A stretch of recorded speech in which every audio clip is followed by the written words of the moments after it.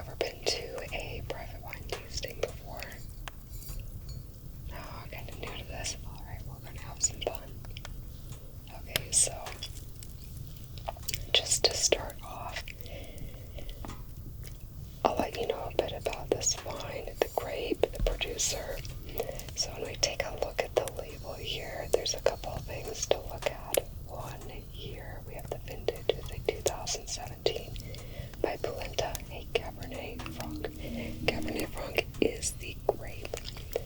Yes, it is related to Cabernet Sauvignon. It's actually a parent grape variety, Cabernet Franc and Sauvignon Blanc crossed to make Cabernet Sauvignon.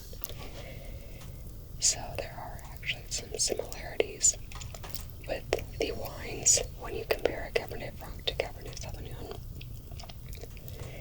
Cabernet Franc comes from the Bordeaux region of France, where it's mostly grown in the right bank. You may have heard of left and right bank in Bordeaux region.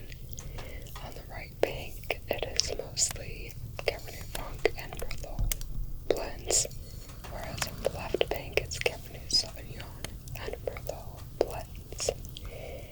So this wine specifically, the family Pulenta, came from Italy to Argentina. They produce quite a few different wines in their range. This is one of their Cabernet Francs in the Mendoza region, in the Luján de Cuyo region within Mendoza, which is the southern part of the Cuyo region. It's kind of the mid-Argentina when you look at a map, especially kind of the southern portion of the mid-region when you're looking at the wine-growing regions.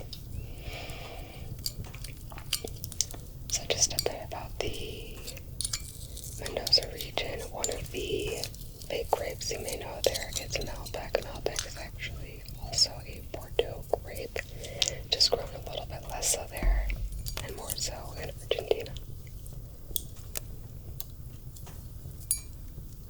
And the Pulenta family is, yes, they're Italian. They're quite a few generations into their family wine growing in Argentina now.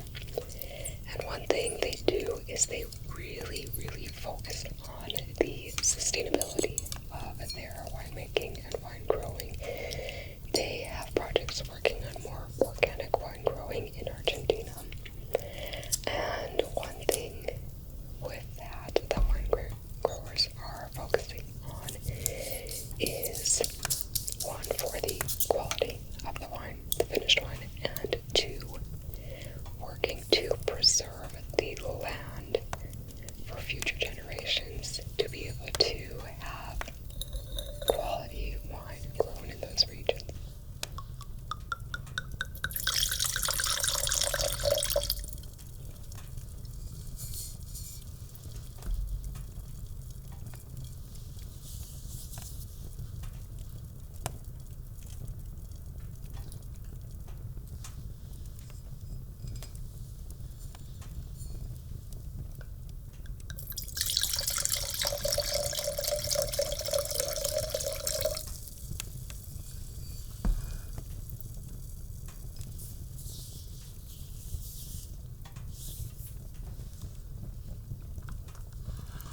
And then when we get into the color, take a look at the chart that I have here for you.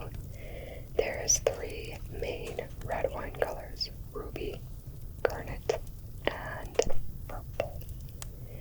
Most red wines will have a main primary ruby color. The garnet can come from either the grape variety or from aging, because red wines lose their color as they age, and white wines gain color as they age. So one thing with this wine is it is oak aged, 18 months in new French oak.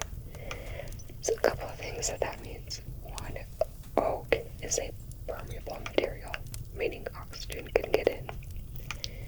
And one thing that happens with that, whether it's new or used oak, oxygen can get in the tanks, and that will affect the overall texture of the finished wine. It kind of helps soften it, so when you have those really silky wines, those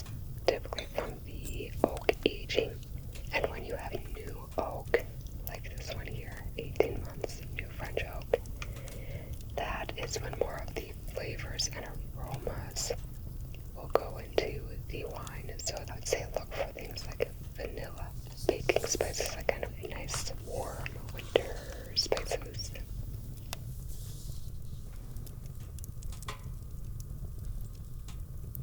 So, tilt the glass. Take a look from above and down into the wine to look at the colors. You can also now look at the concentration of it. So think if you had a book you're reading below the wine. Can you read what's in there or not at all? Or somewhere in between? And that can be things from how pigmented the grape is, filtration, the sediment, things like that.